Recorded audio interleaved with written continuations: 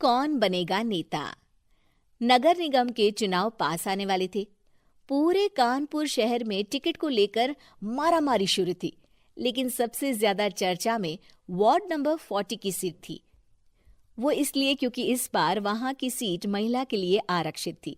अब सवाल ये था कि चुनाव लड़ेगा कौन।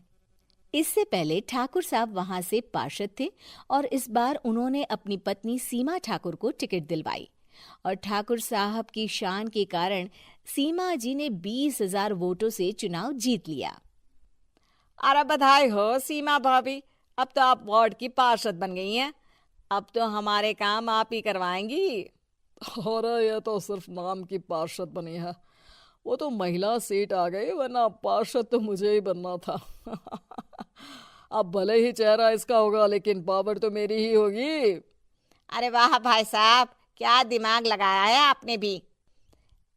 आइए आप लोग, खाना लगा दिया है सबके लिए। सीमा जी पार्षद बन चुकी थीं, फिर भी उनकी एक ना चलती।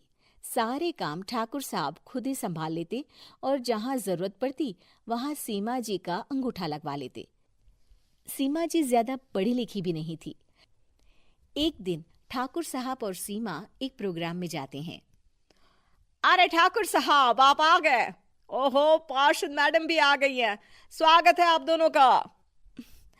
लगता है हमारे पार्षद फंड का सही इस्तेमाल हो रहा है। चलिए अब उद्घाटन करते हैं। ये लीजिए ठाकुर साहब कैची, आप ही सबसे पहले प्रवेश कीजिए। सब लोग आगे निकल जाते हैं और सीमा जी पार्षद होने के बावजूद भी पीछे खड़ी रह जाती हैं। वो देखती हैं कि वेलकम बोर्ड पर उनका नाम है, लेकिन महिला होने के कारण कोई उनका सम्मान नहीं कर रहा। अगले दिन एक आदमी उनके घर आता है। अरे ठाकुर साहब नमस्कार। कल ना हम नोटिस किए कि हमारा घर तो अवैध है और नगर निगम वाले उसे तोड़ने आ रहे हैं। अरे कुछ कीजिए ना ठाकुर साहब। देखो भाई, मैं तो ज्यादा कुछ कर नहीं सकता, पर अगर तुम सबकी जेब गर्म कर दो तो कुछ हो सकता है। कुल मिलाकर 4 लाख लगेंगे। अरे 4 लाख ठाकुर साहब? अरे भाई, मैं अपने लिए नहीं मांग रहा हूँ। दरोगा है, इंजीनियर बाबू है, बड़े साहब है, सबको देना पड़ता है ना थोड़ा थोड़ा। बोलो है मंजूर? तभी वहां अचानक सीमा जी आ जाती हैं। अरे ये आप क्या कर रहे हैं?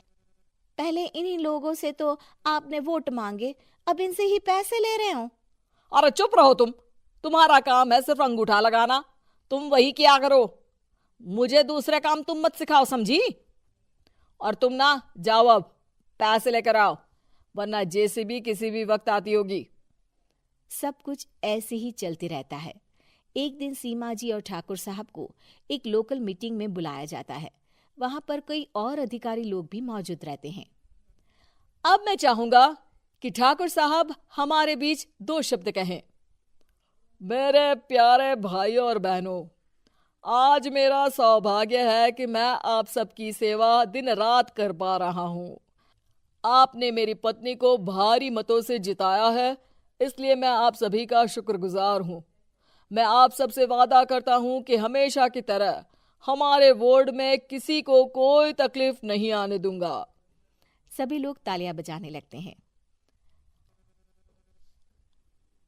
अब मैं माननीय पार्षद मैडम को स्टेज पे बुलाना चाहूंगा। अपने नाम को बुलाया सुनकर सीमा जी एकदम चौंक जाती है।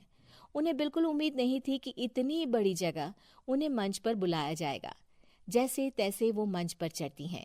ऊपर जाते ही सीमा जी को सारी पुरानी बातें याद आ जाती हैं कि किस तरह उनके पति उन्हें कभी भी आगे बढ़ने नहीं देते और उनके नाम से गलत काम करते हैं। वो बोलने लगती हैं।